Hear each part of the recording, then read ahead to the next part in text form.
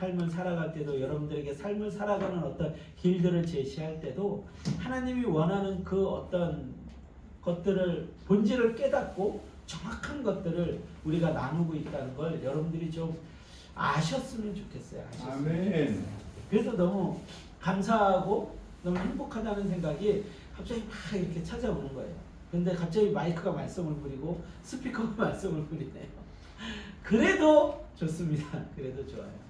어려움이 있을 때는 항상 그 뒤에 은혜가 있어요. 제가 하나님 안에서 이렇게 살아보니까 그거는 분명해요. 우리 안에 어떤 어려움들이 찾아온다. 근데 그게 저의 뭐 죄나 제가 하나님을 거부했거나 제가 하나님께 순종하지 못했거나 이래서 찾아오는 거라면 제가 책임을 져야죠. 제가 심판을 받아야죠. 근데 그런 게 아니고 제가 하나님 말씀대로 살고 하나님께 순종하고 하나님을 위하여 살고 하는데 때로는 막 어려움들이 찾아올 때가 있어요. 그러면 그때는 기뻐하세요. 즐거워하세요. 반드시 그것으로 인해서 우리에게 은혜와 축복이 허락되어집니다. 사탄이요 우리의 것을 다 뺏어가려고 하고 우리를 무너뜨리려고 하고 죄가 우리를 무너뜨리려고 하지만 하나님 아버지는 우리에게 좋은 걸 주시기 원하시는 분입니다. 우리 하성이가 오늘 아침에도 저한테 어떤 부탁을 하나를 했는데 제가 안 들어줬어요. 제가 안 들어줬는데 하성이한테 도움이 못 될 것 같아서 안 들어줬어요. 그런데 제가 그걸 안 들어주고 나서 무슨 생각을 했을까요? 무슨 생각을 했을까요? 더 좋은 것을 준비하려고 했죠. 더 좋은 거를. 얘의 마음을 어떻게 하면 행복하게 해줄까? 얘의 그 상한 마음을 어떻게 하면 위로해 줄까? 그것을 고민하고 있는 거예요. 그게 아버지거든요. 하나님께서도 우리를 정말로 사랑하시는 아버지시잖아요.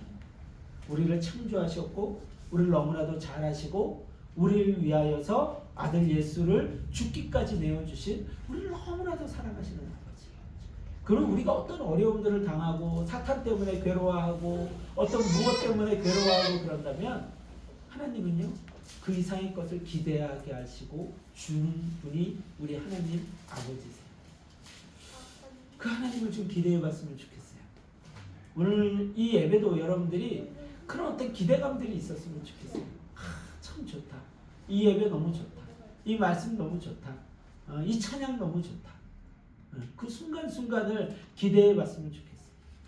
아까 이렇게 찬양 인도를 하는데 제가 찬양 인도를 막 처음 하고 그럴 때 책들도 많이 읽고 배웠던 그리고 고민했던 그런 것들이 막 머릿속으로 스쳐 지나가는 거예요.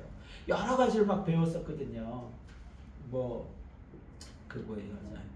찬양할 때 멘트 많이 하지 말아라. 코드 연결할 때는 이런 식으로 제목 이야기하지 말고 이렇게 해라. 이런 것들을 많이 들었어요. 그리고 막 책도 많이 보고 그랬는데 그런 것들이요. 여러분들 의미 없어요. 의미 없어요. 그러면서 우리 앞에 있는데 찬양 인도하는 우리 영인 형제가 이 가사를 이렇게 제목을 얘기를 하잖아요.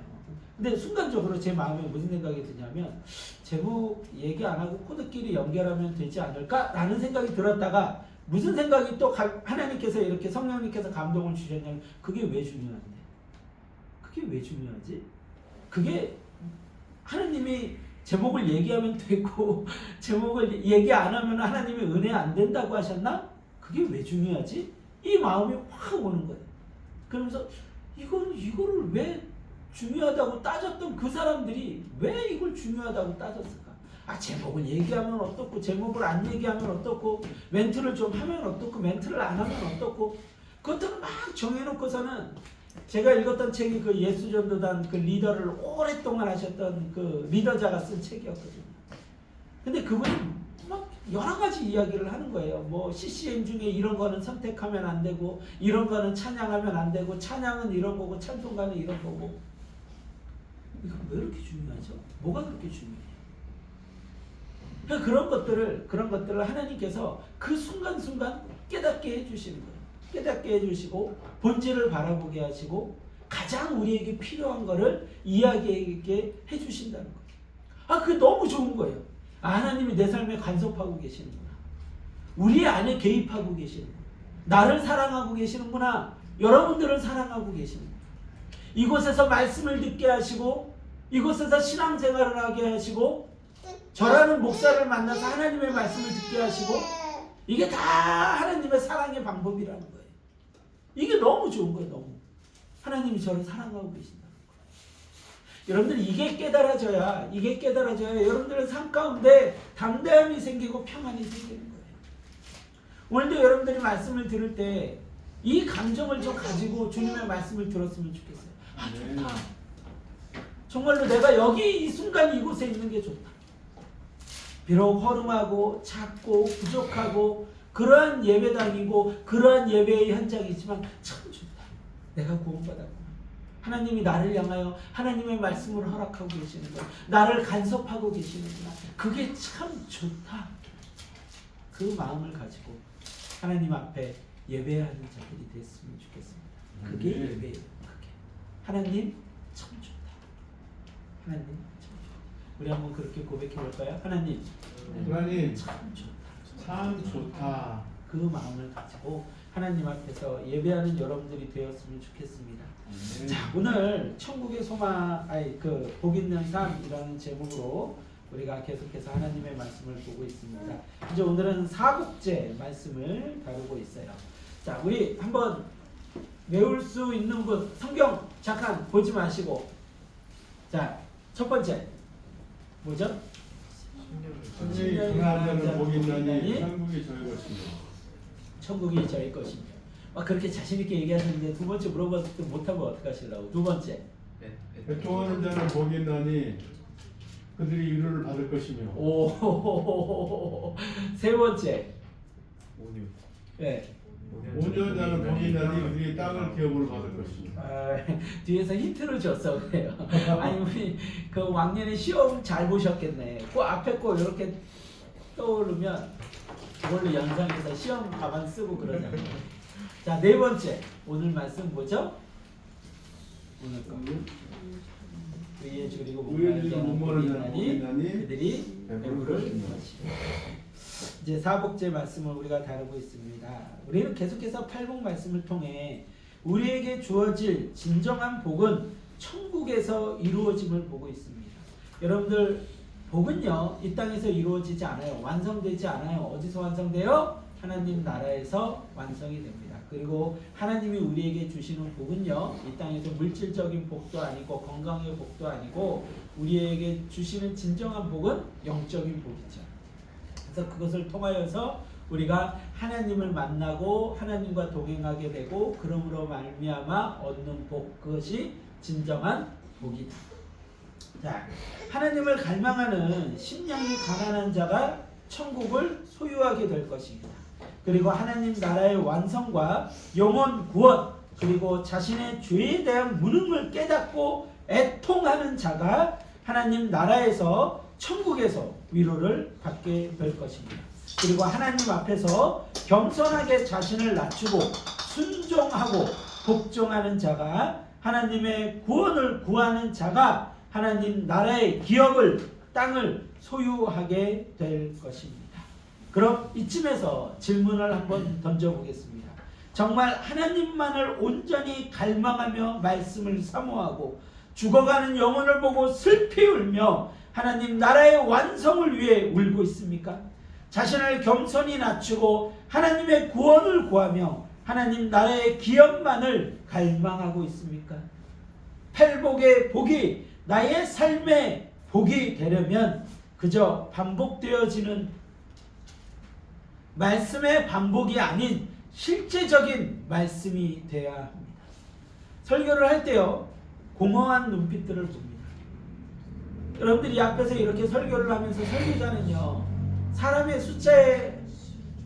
숫자가 뭐 몇백 명이든 몇천 명이든 이렇게 보면은요 그날 설교 분위기가 느껴져요.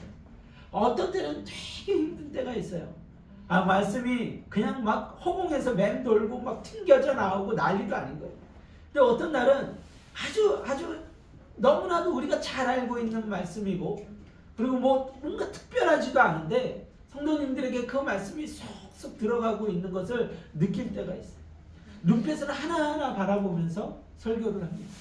그래서 어떤 때는 너무 이렇게 성도들 눈빛을 읽다 보면 그것 때문에 되게 설교에 방해를 받고 힘들 때도 있어요. 근데 어쨌든 그런 것들이 이렇게 읽혀질 때가 많아요. 그런데 굉장히 설교를 할 때 공허한 눈빛들을 봐요. 그리고 말씀이 끝난 뒤에 보여지는 전혀 말씀과 상관없는 삶의 모습들을 보고는 합니다. 언제 한번 그런 기억이 있어요. 마태복음 그 산상수훈의 말씀을 이렇게 전하면서 그날 말씀이 뭐였냐면 비판하지 말라 했어요. 너희가 헤아리는 그 헤아림으로 너희들이 헤아림을 받을 것이다. 너무나도 그 말씀 아주 그 한 구절에 할 수 있는 이야기가 너무나도 많아요. 왜 그러냐면 우리가 제일 많이 하는 실수거든요. 누군가를 판단하고 누군가를 헤아리는 거. 근데 하나님께서 우리가 누군가를 판단하고 헤아리는 그 헤아림으로 우리를 판단하시고 헤아린다는 거. 이거 얼마나 무서운 이야기예요. 이거 구원과 관련된 이야기를 하고 계신 거거든요. 우리가 누군가를 판단하고 헤아리게 되면 하나님께서 그 심판대 앞에서 우리를 판단하고 헤아리신다는 것이죠. 그러니까 이거 굉장히 무서운 이야기예요. 굉장히 할 수 있는 이야기, 할 수 있는 예화도 많고 제 삶에 관련된 이야기들도 많아요. 그래서 그 말씀에 관한 것들을 할 때면 어쩔 수 없이 좀 말씀이 좀 힘있게 전할 수밖에 없습니다. 너무나도 중요한 이야기입니다. 그래서 말씀을 열심히 전합니다. 말씀을 열심히 전하고 딱 나왔는데 무슨 일들이 벌어져요? 비판하는 모습들을 보게 됩니다. 제가 설교를 요즘은 조금 짧게 이렇게 하려고 조금 좀 시간을 조금 줄였죠. 근데 제가 한참 많이 설교 시간을 길게 가져갈 때는 1시간도 넘게 합니다. 1시간도 넘게 팍 힘줘서 얘기해요. 그리고 얘기를 하고 딱 나왔는데 그 말씀과 전혀 상관없는 이야기들이 그 말씀과 상관없는 삶의 모습들을 보게 되는 거죠. 그러면 막 절망적인 거예요. 절망적인. 비판하지 말라는 그 이야기를 막 설교를 하고 나왔는데 목사님 누가 어떻대요? 목사님 어떤 사람이 이런 걸 했대요.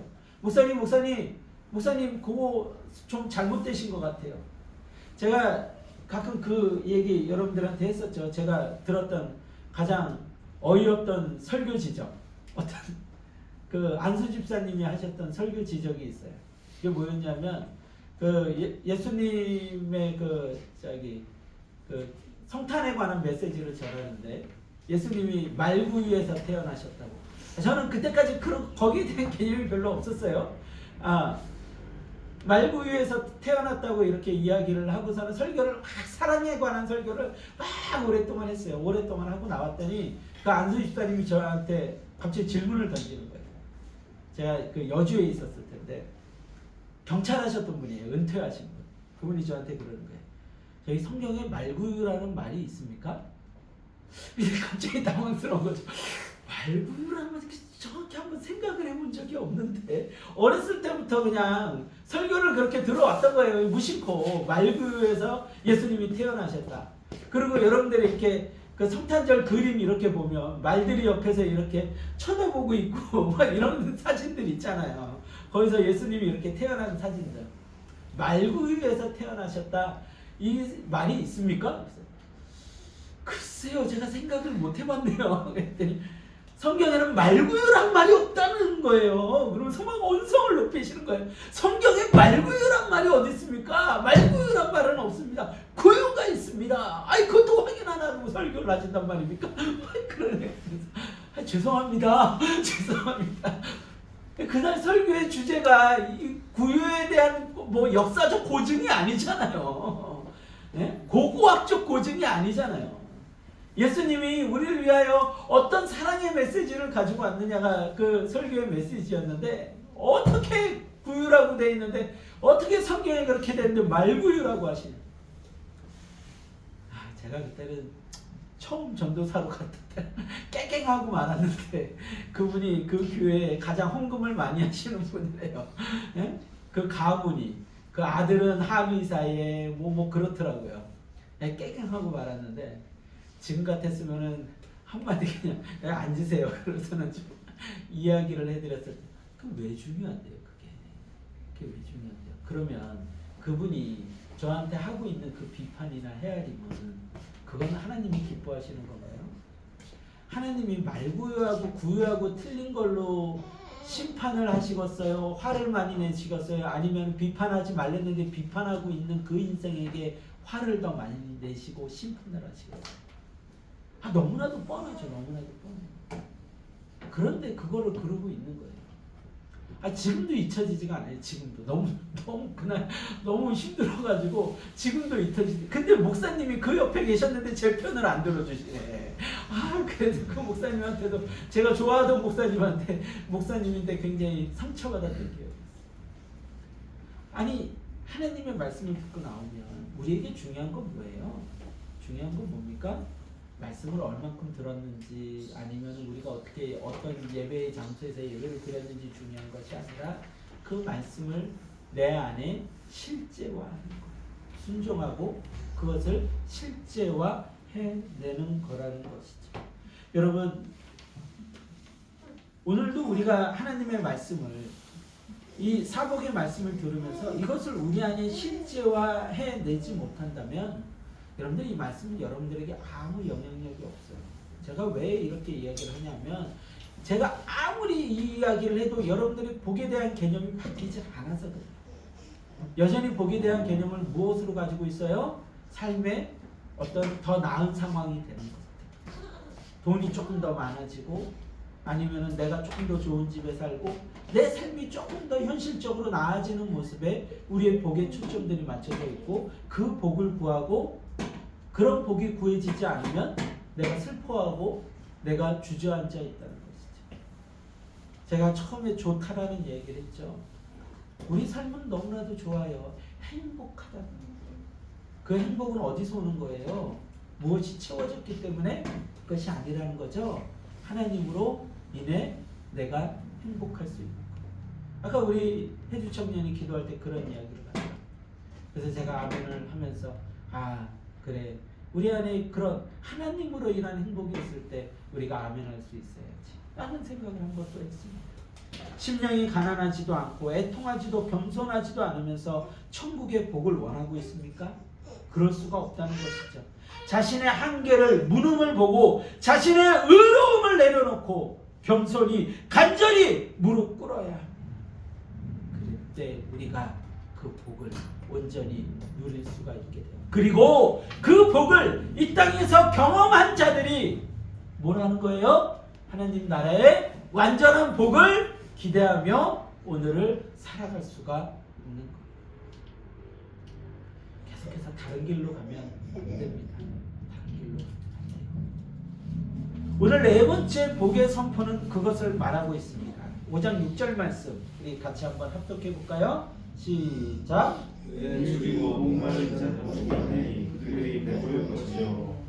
아멘. 아멘. 자, 성경에서는요 계속해서 우리의 가난이라는 것에 대한 이야기를 많이 합니다. 우리 첫 번째 그 복의 첫 번째 복도 그거였죠. 심령이 가난한 자는 복이 있나니 천국이 그들의 것이라고 했어요.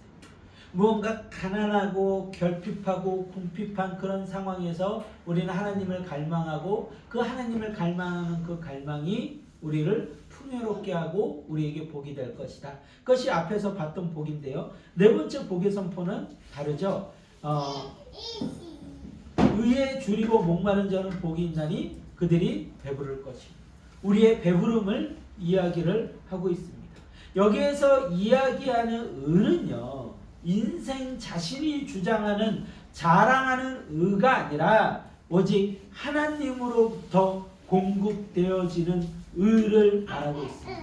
그래서 그 의에 줄이고 목마른 자가 복이 있는데 그들이 배부르게 될 것이라는 것이죠. 이 네 번째 복 또한 앞의 복들의 연장이며 일복의 구체적 해석입니다.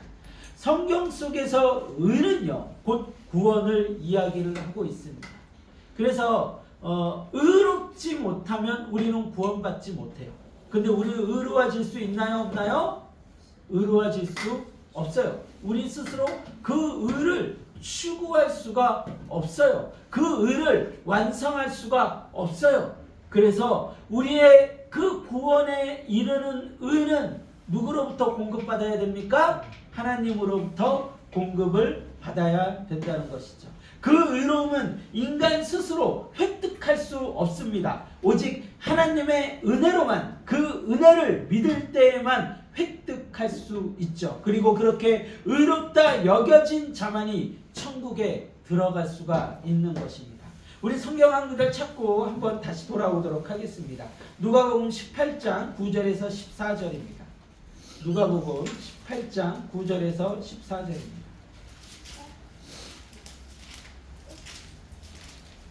누가복음 18장 9절에서 14절입니다.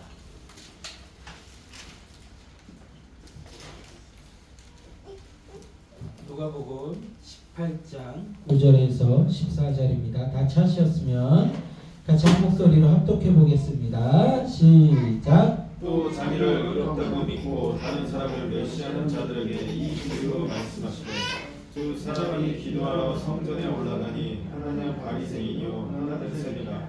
바리새인은 서서 따로 기도하여 이르되 하나님이여 나는 다른 사람들 곧 토색, 불의, 간음을 하는 자들과 같이 아니하고 이 세리와도 같이 아니함을 감사하나이다.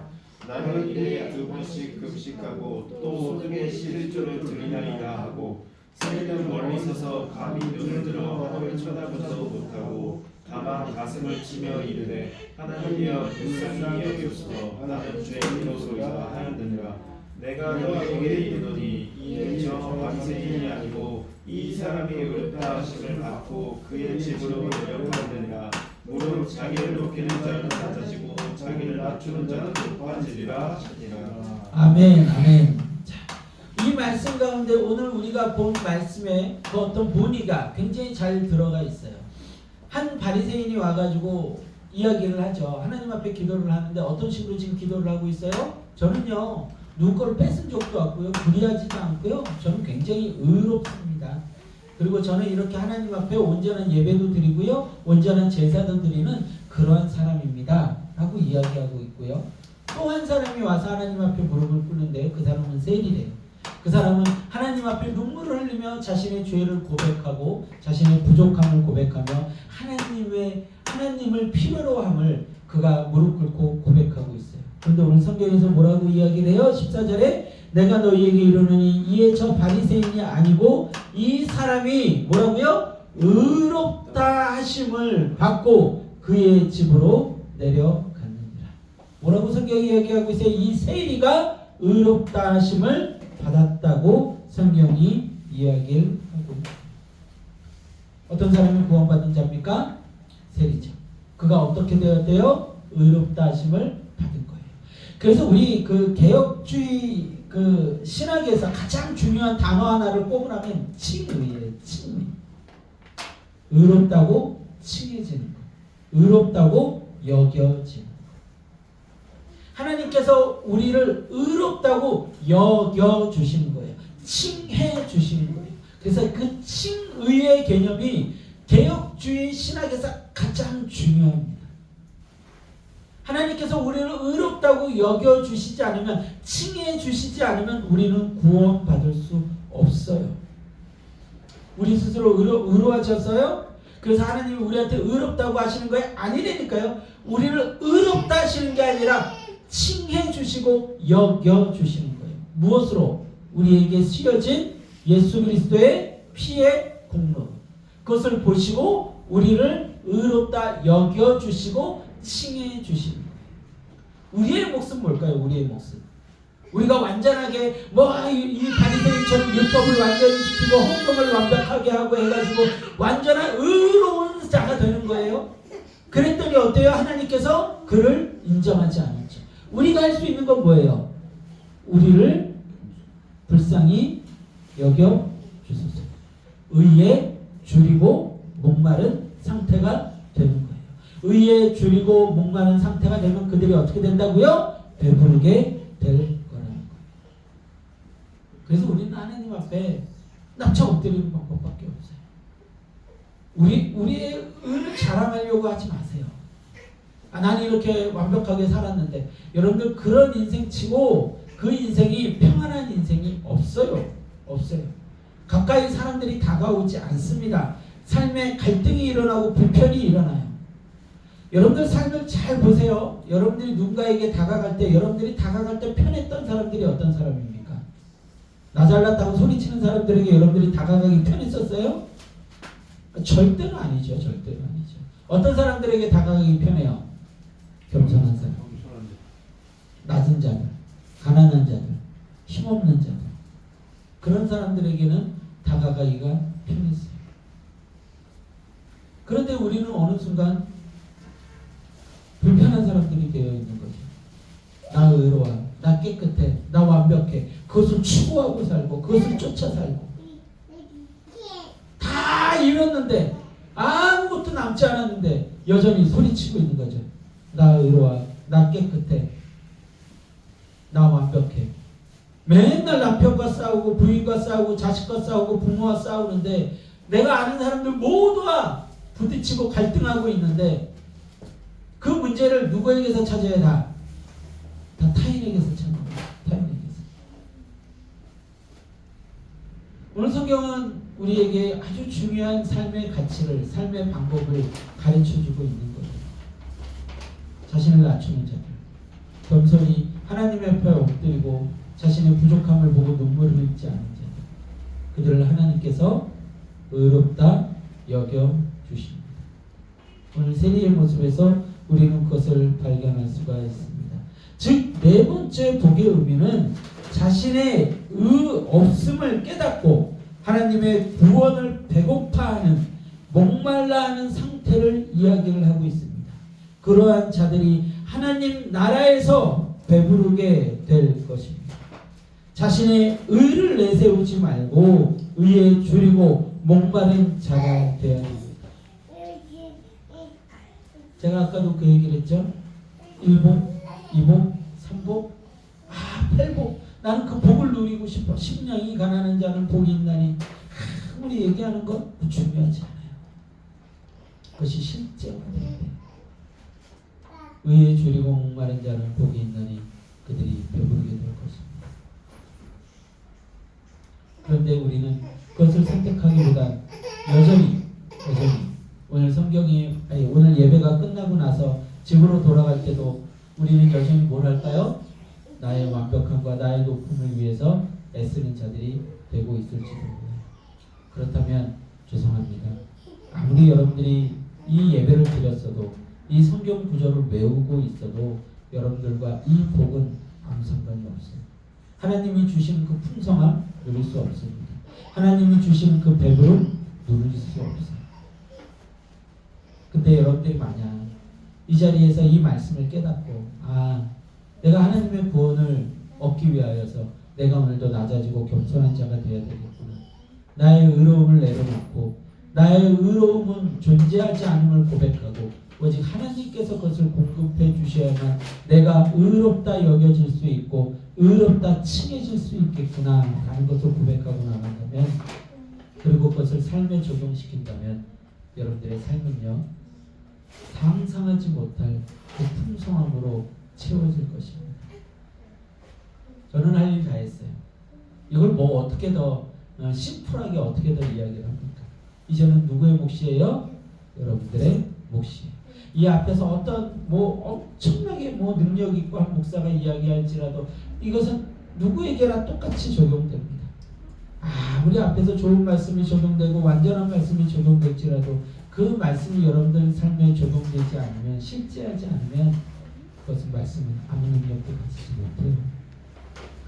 오늘 말씀 기억하시고 이제 우리의 의로움을 내려놓고 하나님께서 나를 의롭다 여겨주시길, 칭해주시길 기대하며 그 구원을 이루기 위해 오늘도 낮아질 수 있는, 겸손할 수 있는 여러분들이 될 수 있기를 소망합니다. 찬양하고 기도합시다.